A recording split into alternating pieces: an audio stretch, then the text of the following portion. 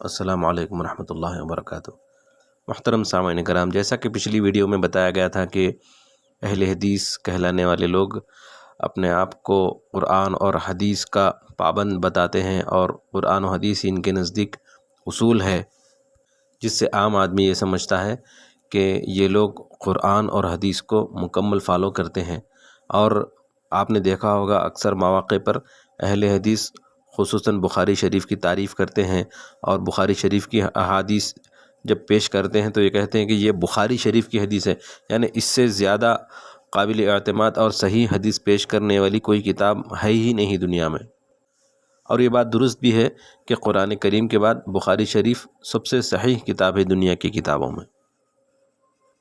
لیکن غیر مقلدین لوگوں کو یہ بتاتے ہیں کہ دیکھو ہمارے پاس کتاب اللہ ہے اور سنت رسول ہے، یعنی بخاری شریف ہے اور دوسری دیگر کتابیں ہمارے پاس ہیں، تو ہم انہی کو فالو کر کے دین پر عمل کرتے ہیں اور کراتے بھی ہیں۔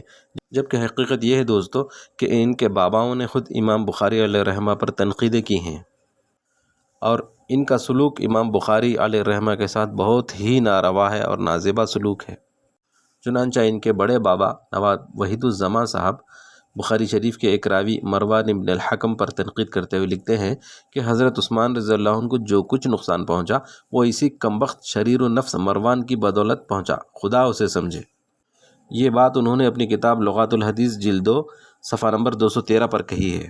اسی طرح اہل حدیث حضرات کے ایک اور بابا حکیم فیض عالم صاحب، بہت ساری کتابیں انہوں نے لکھی ہیں، تو واقعہ افک حضرت عائشہ رضی اللہ عنہا سے جو متعلق ہے اس کی روایت بخاری شریف میں آئی ہے۔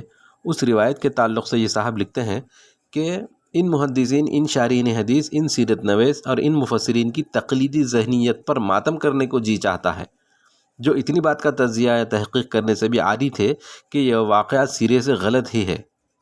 لیکن اس دینی و تحقیقی جرأت کے فقدان نے ہزاروں ایسے المیے پیدا کیے اور پیدا ہوتے رہیں گے۔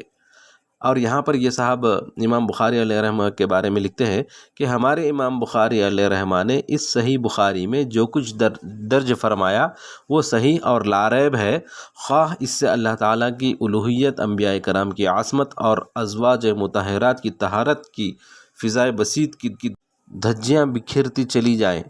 کیا یہ امام بخاری کی اسی طرح تقلید جامد نہیں جس طرح مقلدین ائمہ اربعہ کی تقلید کرتے ہیں؟ یہ بات انہوں نے ایک کتاب ہے ان کی صدیقہ کائنات صفحہ نمبر 106، اس پر انہوں نے یہ بات کہی ہے۔ بلکہ اسی واقعے کے ضمن میں یہ امام بخاری علیہ الرحمہ کو مرفوع القلم بھی لکھتے ہیں۔ حد ہو گئی۔ اب ذرا غیر مقلدین حضرات سوچ سمجھ کر جواب دیں کہ جب امام بخاری کی اس عظیم واقعے کے متعلق احادیث کی چھان بین دھری کی دھری رہ گئی تو دیگر احادیث کے متعلق ان کی چھان بین کا اعتبار کس طرح کر سکتے ہیں آپ لوگ؟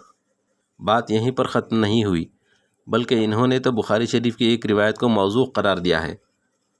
حضرت عائشہ رضی اللہ عنہا کی عمر کے بارے میں بحث کرتے ہوئے فیض عالم صاحب لکھتے ہیں کہ اب ایک طرف بخاری کی 9 سال والی روایت ہے اور دوسری طرف اتنے قوی شواہد اور حقائق ہیں کہ اس سے صاف نظر آتا ہے کہ 9 سال والی روایت ایک موضوع قول ہے۔ یہ بھی انہوں نے اسی مذکورہ کتاب میں لکھا ہے۔ دوستو اسی طرح ابن شہاب زہری جو بخاری شریف کے ایک مرکزی راوی ہیں اور جلیل القدر تابعی بھی ہیں، ان پر تنقید کرتے ہوئے حکیم فیض عالم صاحب لکھتے ہیں کہ ابن شہاب منافقین و کذابین کے دانستہ نہ صحیح نادانستہ ہی صحیح مستقل ایجنٹ تھے، بلکہ اکثر گمراہ کن خبیث اور مکذوبہ روایتیں انہی کی طرف منسوب ہیں۔ اب تو اہل حدیث حضرات کو رفعیدین والی حدیث اور قرأت فاتحہ والی حدیث سے بالکل دستبردار ہو جانا چاہیے، کیونکہ ان حدیث کی سند میں یہی ابن شہاب موجود ہیں۔ اب دیکھیں غیر مقلدین حضرات کیا فیصلہ فرماتے ہیں۔